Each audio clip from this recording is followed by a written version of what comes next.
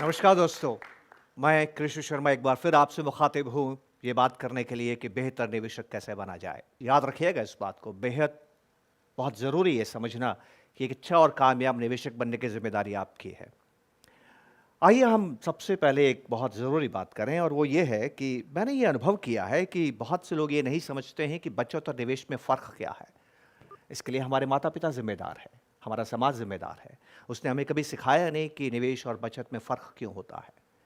पर वो क्यों नहीं सिखा पाए इस बात को? क्योंकि उनके ज़माने में एक चीज़ नहीं हुआ करती थी दोस्तों जिसे हम कहते हैं महँगाई। इस महँगाई ने ही निवेश और बचत में फ़र्क पैदा किया है। आइए हम थोड़ा इसको समझने की कोशिश करें। जिसको ये बात समझ में आ गई, वो एक बेहतर निवेशक बनने की पहली सीढ़ी को पार कर गया। दोस्तों हम बचत क्यों करते हैं? बचत करना एक पाश्विक प्रवृत्ति है। मतलब ये है कि जानवर भी करता है और कर सकता है। बहुत सी बचपन में आपने कहानियाँ सुनी होगी कि शरद ऋतु का आने से पहले जानवर अपने खाने-पीने की चीज़ें संजो के रखते हैं, बचा के रखते हैं।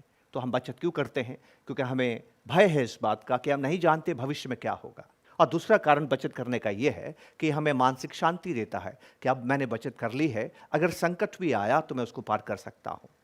निवेश किसे कहते हैं? निवेश एक आधुनिक ज़माने की बात है, जो कुछ समय पहले नहीं थी दुनिया के अंदर। निवेश का मतलब होता है फ़ाइनेंशियल फ्रीडम, स्वतंत्रता, आज़ादी इस बात की कि आपको जीवन के अंदर कभी परेशानी नहीं आएगी। और निवेश आपकी बचत को इस्तेमाल करके कुछ इस तरह से काम करता है कि आपको पैसों के लिए काम नहीं करना होता है। गौर कीजिए, आस-पास देखिए, हम लोग पैसों के लिए काम करते हैं। हम कमाना चाहते हैं, तभी तो हम जीते हैं। क्या उम्र भर हम कमाएँगे? कोई तो ऐसा वक्त आए जो हमने पैसा कमाया है वो हमारे लिए काम करें। निवेश इसी को कहते हैं।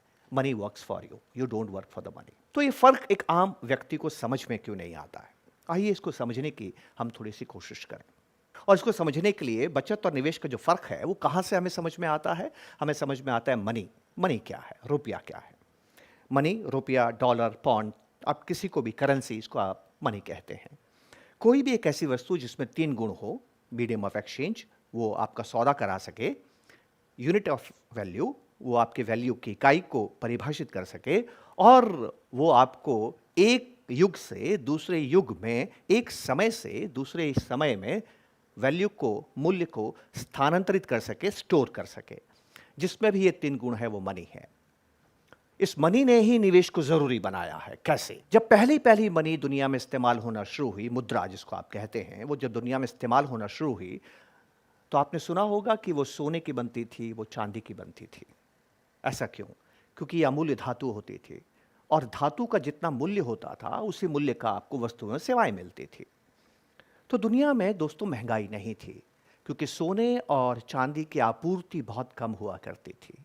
जैसे-जैसे आर्थिक विकास होता था, लोगों की आमदनी बढ़ती थी। आमदनी जब मुद्रा में अदा की जाती थी, तो आपको उतनी ही आमदनी अदा की जा सकती है, जितनी कि उस धातु की पूर्ति है। अगर धातु कम है, तो आमदनी कम है, धातु ज़्यादा है, तो आमदनी ज़्यादा है। आपने सुना होगा कि जब स्पेन और पुर्तगाल ने दुनिया पे राज किया, उसके बाद अंग्रेज़ों ने और फ्रांस ने दुनिया पे राज किया, तो दुनिया भर से उन्होंने सोना और चांदी को एकत्र करके यूरोप में वो लेके गए। और उसके बाद में पहली बार दुनिया के अंदर हमने महँगाई को समझा कि जब बहुत ज़्यादा धातु, बहुत ज़्यादा सोना और बहुत ज़्यादा चांदी यूरोप में आ गई, तो वो महँगाई बढ़ी। तो महँगाई क्यों बढ़ती है? इकोनॉमिस्ट ये कहता है कि महँगाई तब बढ़ती है जब मुद्रा की आपूर्ति बढ़ती है। Higher the supply of money, higher the inflation. अब देखिए आगे समझते हैं। धीरे-धीरे इंसान और आगे बढ़ा, आपसी व्यापार बढ़ने लगा, देश आपस में व्यापार करने लगे, एक-दूसरे से मेल-जोल बढ़ने लगा। लेकिन ऐसे ही एक वातावरण में पहला विश्व युद्ध हुआ, उसके बाद बहुत जल्दी दूसरा विश्व युद्ध हुआ। द्वितीय विश्व युद्ध के बाद में बहुत ज़रूरत महसूस की गई कि सोने और चांदी के आधार पर व्यापार करना बहुत मुश्किल है। ब्रेटन वुड्स समझौते के अंदर दुनिया के तमाम देशों ने मिलके एक करार किया और वो ये था कि अमेरिका के डॉलर को इस्तेमाल किया जाए और उस डॉलर के लिए अमेरिका ने आश्वासन दिया दुनिया के हर एक राष्ट्र को कि अगर आप हमें $35 देंगे तो $35 के सामने हम आपको 1 औंस सोना देंगे। इसका मतलब ये हुआ कि अगर आपके जेब में डॉलर है तो इसका मतलब ये है कि आपके जेब में सोना है।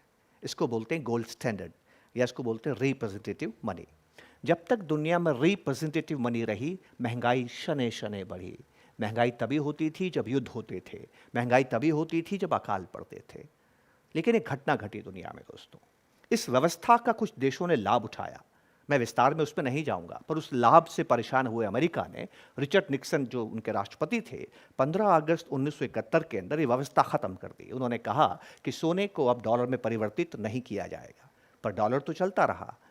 डॉलर क्यों चलता रहा? क्योंकि अमेरिकी सरकार का वो लीगल टेंडर था कि जहां पर भी आप डॉलर देंगे आप कारोबार कर सकते हैं। इसको हमने बोलना शुरू किया फिएट करेंसी। फिएट करेंसी वो करेंसी होती है जिसका स्वयं का मूल्य नहीं होता है। देखिए, चांदी और सोने का स्वयं का मूल्य होता है।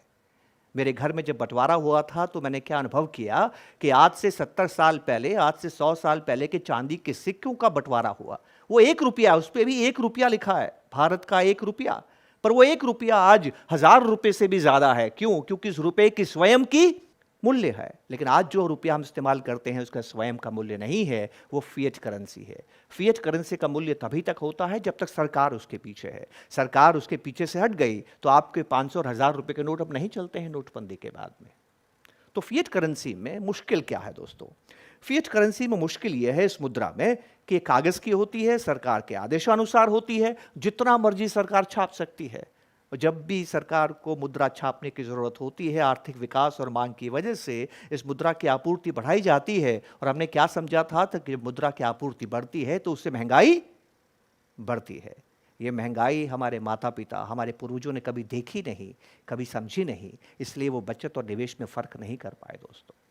एक कामयाब निवेशक के लिए सबसे ज़रूरी बात यह है कि आप इस बात को समझें कि महंगाई आपकी सबसे बड़ी दुश्मन है। ये जो महंगाई है इसने बचत और निवेश के बीच में फ़र्क पैदा करना शुरू किया। मेरे दादा और मेरी दादी ने अगर चांदी के सिक्कों को बचाया तब भी उनकी दौलत बढ़ती रही, पर मेरे माता और पिता ने रुपये को बचाया, उनकी दौलत नहीं बढ़ी। दोनों ने ही रुपये को बचाया। फिर ये फ़र्क क्यों आया? क्योंकि फिएट करेंसी महंगाई लेके आई। कैसे महंगाई लेके आती है, आइए हम समझने का प्रयास करते हैं। जो बात मैं आपसे करने जा रहा हूं दोस्तों, इसको इल्यूजन कहते हैं। तो थोड़ा बहुत समझ के ध्यान से मेरी बात को सुनिएगा, क्योंकि अगर आप केंद्रित होकर, स्थित प्रज्ञ होकर बात को नहीं सुनेंगे तो समझ में नहीं आएगी। मैं आपको 2 विकल्प देता हूं। पहला विकल्प यह है कि मैं आपको 2000 रुपये देता हूं। दूसरा विकल्प यह है कि मैं आपको 100 रुपया देता हूं। दोनों में से क्या लेना पसंद करेंगे? चुनाव आपका है। 2000 का नोट लेंगे। क्यों? क्योंकि 2000 का नोट मूल्य में 1000 से ज़्यादा होता है। बहुत बेहतर, हर कोई ये बात कह सकता है। अब थोड़ा कल्पना कीजिएगा, हॉलीवुड की मूवीज़ में आपने देखा होगा कि हमारे पास एक टाइम मशीन है। टाइम मशीन के ज़रिए मैं आपको सशरीर भूतकाल में ले जा सकता हूँ, भविष्यकाल में ले जा सकता हूँ। उस टाइम मशीन का मैं इस्तेमाल करता हूँ और मैं आपसे कहता हूँ कि ये 100 रुपये का नोट मैं आपको सन 2000 में दूंगा, लेकिन 2000 का नोट आपको सन 2018 में मिलेगा। दोस्तों बताइए क्या लेना पसंद करेंगे? आपने देखा आपके विचार बदल गए। क्यों? क्योंकि आज से 18 साल पहले के 100 रुपये के मूल्य, आज से 18 साल पहले 100 रुपये की क्रय शक्ति आज के 2000 रुपये से ज्यादा थी। कितनी साधारण सी बात है, लेकिन इस रुपये को हम धन कहते हैं। मेरी माँ मुझे कहती थी, बेटा बड़ा होकर पढ़ाई लिखाई कर, खूब रुपया कमाना। गलत कहती थी। मेरी माँ नहीं समझी कि रुपया कमजोर होता है, वक्त के साथ ताकत को खोता है। और मेरी माँ सोने को भी धन कहती थी, रुपये को भी बचा के रखती थी और सोने को भी बचा के रखती थी। दोनों से लगाव रखती थी। आइए सोने को समझते हैं, जो धन का दूसरा रूप है। मैं आपको 2 विकल्प देता हूं, ठीक इसी तरह से। एक 50 ग्राम सोने का सिक्का, एक 100 ग्राम सोने का सिक्का। दोनों में से आप एक ले सकते हैं। क्या लेना पसंद करेंगे? 100 ग्राम का सिक्का। क्यों? क्योंकि 100 ग्राम का सिक्के का मूल्य 50 ग्राम से ज्यादा होता है।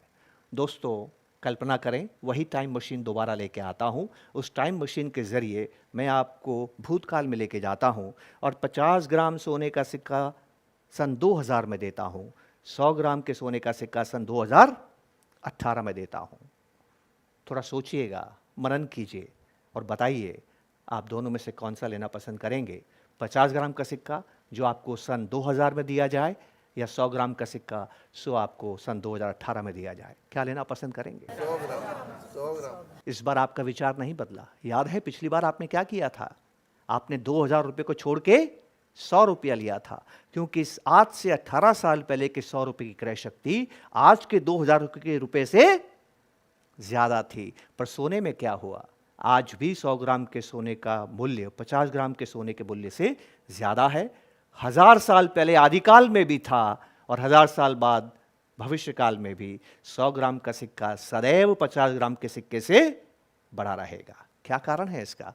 इसका कारण है कि सोना एसेट है, सोना निधि है, सोने के अंदर ताकत है कि जैसे जैसे वक्त आगे बढ़ता है उसका मूल्य बढ़ता है। पर रुपया निधि नहीं है दोस्तों, रुपया धन नहीं है, रुपया एसेट नहीं है। रुपये में किया गया निवेश जो आप डिपॉजिट करते हैं, एफडी करते हैं, वो धन नहीं है, क्योंकि जैसे जैसे वक्त गुजरता जाएगा उसकी क्रय शक्ति, उसकी ताकत, उसका मूल्य कम होता चला जाएगा। तो जो लोग रुपया संग्रह करते हैं या करेंसी बेस्ड निवेश करते हैं, वो क्रय शक्ति में बढ़ते नहीं हैं, वो धनी नहीं होते हैं। पर जो लोग एसेट्स जमा करते हैं, 3 प्रकार के एसेट्स बहुत ही लोकप्रिय हैं, सोना, ज़मीन और इक्विटीज़।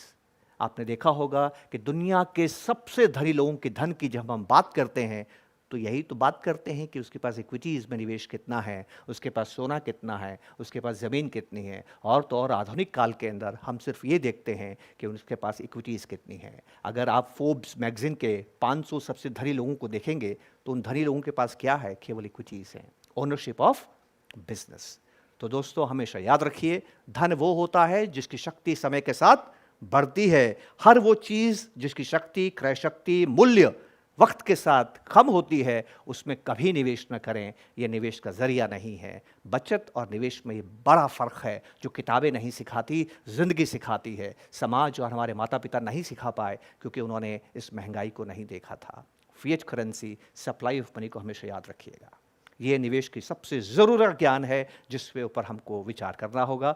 मुझे उम्मीद है कि आप बेहतर निवेशक बनने के लिए कोशिश करेंगे कि एसेट्स में निवेश करें, अधिक से अधिक बचत करते हुए उसको निवेश में परिवर्तित करेंगे। दोस्तों यही आज की चर्चा का विषय था। आपने मुझे समय दिया, इसके लिए बहुत बहुत धन्यवाद। शुक्रिया। जय हिंद।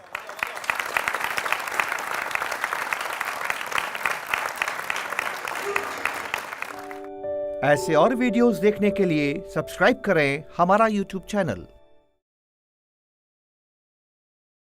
म्यूचुअल फंड निवेश बाजार के जोखिमों के अधीन हैं। योजना से जुड़े सभी दस्तावेजों को ध्यान से पढ़ें।